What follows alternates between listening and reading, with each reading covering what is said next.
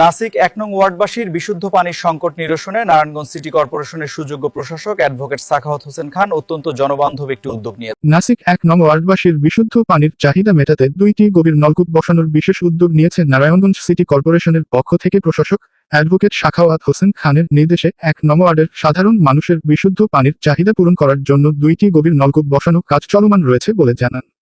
বর্তমানে একটি নলকূপ মিজমিজি পায়নাদি ফাজিল ডিগ্রি মাদ্রাসায় প্রাঙ্গণে বসানো হচ্ছে। মাদ্রাসা, মসজিদ ও সাধারণ এলাকাবাসী তাদের প্রয়োজন অনুযায়ী পানি ব্যবহার করতে পারবে। সবচেয়ে ভালো ব্যাপার হচ্ছে 3টা কল জোন তারা ব্যবহার করতে পারবেন। আশেপাশে দোকান থেকে এরকম অনেক কাজ আসতেছে আমাদের ওয়ার্ডে, যেগুলো আমাদের মিজমিজি বাতানপাড়া ফাজিল মাদ্রাসা, মিজমিজি পাইনাদি ফাজিল ডিগ্রি মাদ্রাসা ছাত্রছাত্রীদের জন্য মাননীয় প্রশাসক মহোদয় আমাদের এই ডিপ্টিদের এবং মাদ্রাসা এবং এতিম প্রাইমারি স্কুলের জন্য মসজিদ পরিচালনা কমিটির পক্ষ থেকে মাননীয় প্রশাসক জনাব